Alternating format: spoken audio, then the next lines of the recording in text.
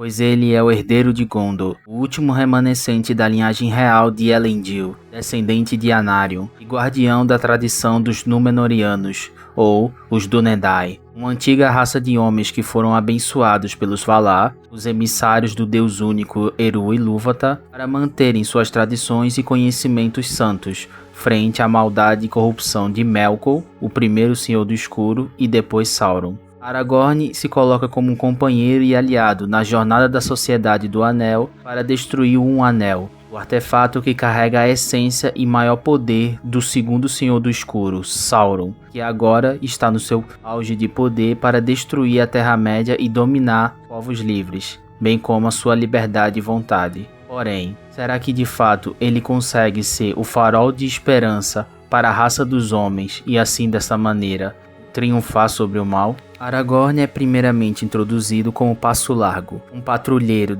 das fronteiras do condado, bem como das suas regiões subjacentes. Ele é um guardião esquisito, solitário, soturno, sombrio, mas ainda assim extremamente dedicado, firme e forte. Ele é o herdeiro da tradição dos Dúnedain, o segundo povo, aqueles que foram os remanescentes do antigo poder do Reino Perdido de Arnor, que foi governado primeiramente por Anarion, um dos filhos de Elendil, remanescente dos sobreviventes dos Númenóreanos, que ainda resistiam ao poder de Sauron. Ele protegia aquela região juntamente com seus companheiros das criaturas sombrias que começavam a se manifestar devido ao aumento de poder de Sauron. Logo, Aragorn foi instruído por Gandalf a patrulhar essas áreas e também a ficar atento às movimentações do condado. E ele consegue encontrar os hobbits na Taverna do Pônei Saltitante, em Bree, um lugar humilde e pequeno, fora das grandes conspirações do mundo. Ele encontra Frodo, Sam, Merry e Pippin, e Frodo especialmente em posse do Um Anel, sendo perseguidos pelos Nazgûl, os espectros do Anel, servos de Sauron, homens que há muito tempo se deixaram levar pelas suas ambições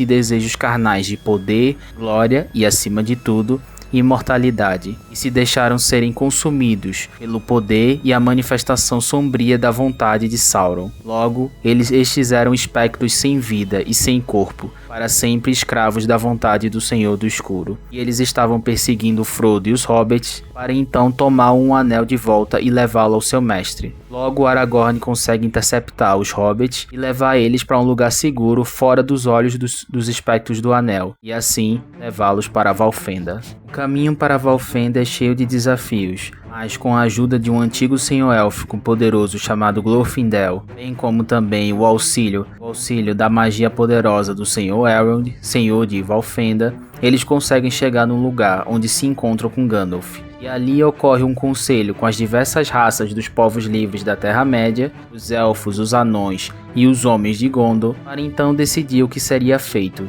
Assim eles tomam a decisão de se infiltrarem em Mordor para destruir um anel, lançando no mesmo lugar que deu origem ao mesmo, as Montanhas da Perdição, a planície de Gorgoroth. Dessa maneira é formado um grupo, cada membro representando uma raça. Legolas representava os elfos, que este era o herdeiro do Reino da Floresta em Treva Mata, do rei Thranduil. Gimli representava os anões, Aragorn e Boromir representavam os homens, Gandalf representava a vontade dos Valar, já que este era um emissário dos mesmos, e também o líder do grupo, e assim também os hobbits.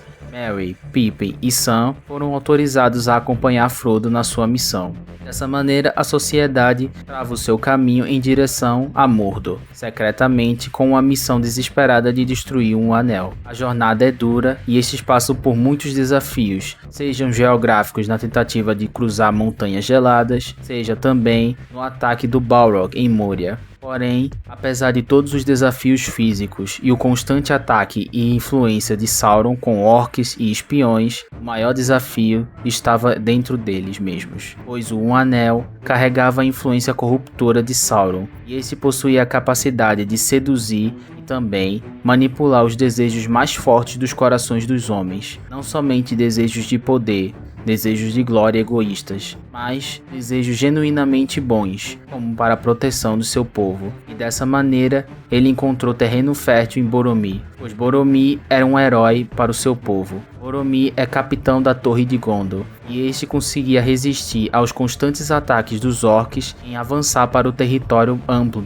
de Gondor, dessa maneira para toda a Terra-média. Boromir foi responsável pela resistência que ainda permanecia contra Sauron. Sem a sua influência, Gondor provavelmente teria perdido muito mais força do que já estava. E dessa maneira, as forças do Senhor do Escuro poderiam sair e avançar para tomar os demais territórios da Terra-média. Já que o poder dos Elfos da Terra-média já era enfraquecido, os Anões ainda eram um povo desunido e não tinham mais o mesmo poder que antes, logo, somente restava Gondor, a resistência desesperada contra a influência maligna de Sauron. Logo, é graças aos esforços de Boromir e sua constante coragem e vitória contra as forças de Sauron que conseguiu adiar o destino inevitável da tomada do Senhor do Escuro contra os povos da Terra-média. Logo, é por conta disso que Boromir desenvolve uma fascinação pelo Um Anel, não para usá-lo para o controle ou mesmo para fins egoístas, mas para salvar o seu povo da desgraça e a destruição iminente que viria de Sauron.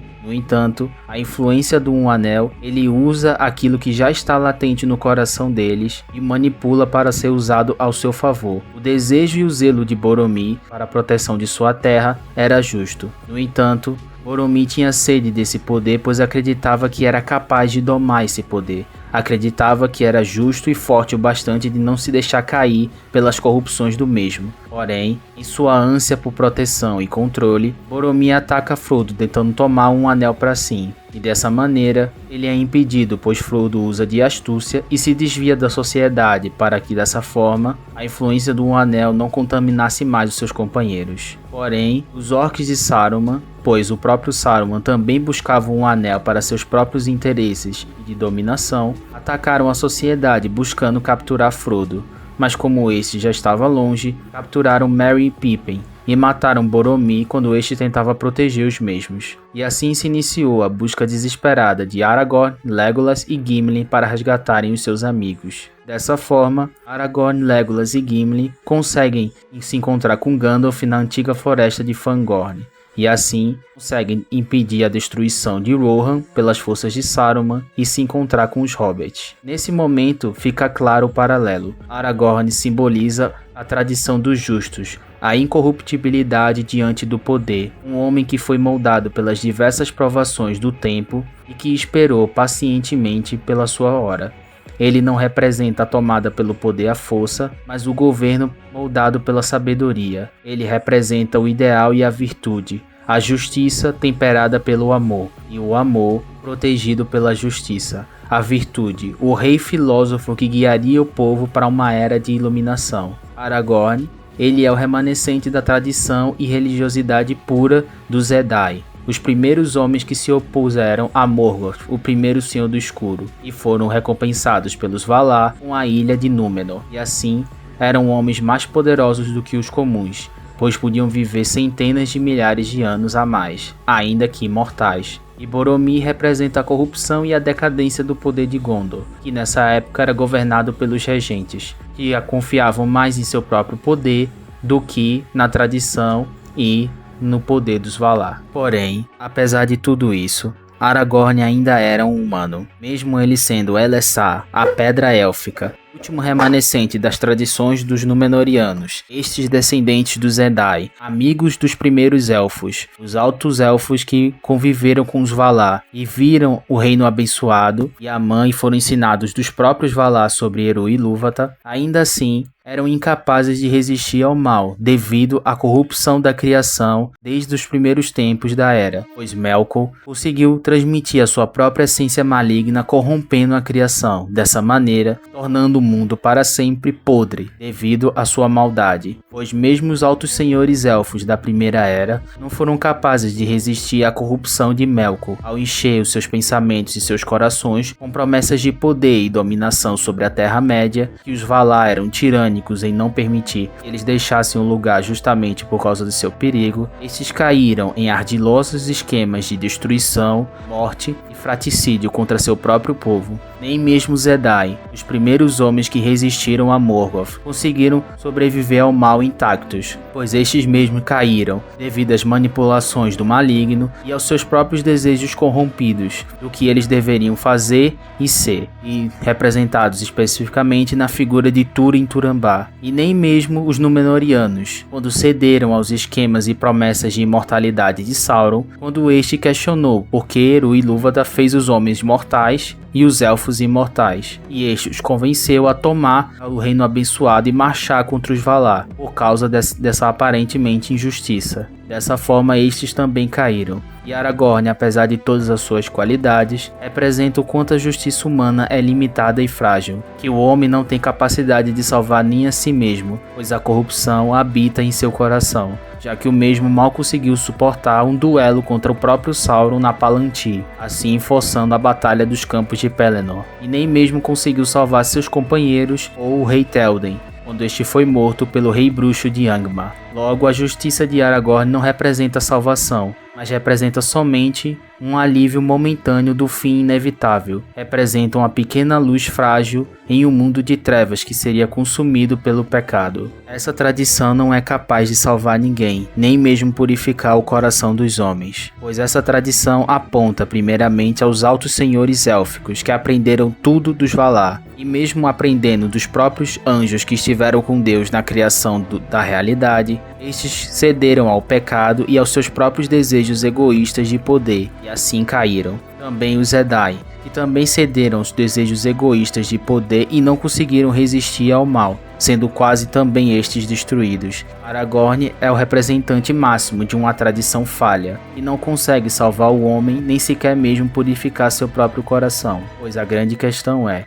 o mal somente existe porque os homens negaram a Deus e a verdade divina, pois tendo conhecimento sobre Deus, escolheram adorar a criação, e assim ocorreram com punições em seus próprios corpos, pois só aquele que é de fato puro de coração pode vencer o mal. E dessa forma, mesmo com seu reinado sendo próspero na Quarta Era, e ele restabelecendo o Reino Unido de Gondor e Arnor, ainda assim depois da sua morte, o mal retornaria, na forma de sociedades secretas que ainda adorariam Morgoth e Sauron e seus ensinamentos mágicos. Pois é a realidade descrita que o apóstolo Paulo fala a Timóteo, pois nos últimos dias virão espíritos enganadores, e ensinarão doutrinas de demônios, e muitos apostatarão da fé para seguirem seus próprios caminhos. Mas que salvação vem na esperança do Cristo ressuscitado, que veio para se entregar em sacrifício pelos pecados da humanidade. Ele tomou as iniquidades da humanidade, um homem de dores, e pelas chagas em suas mãos nós temos paz diante de Deus, porque ele venceu a morte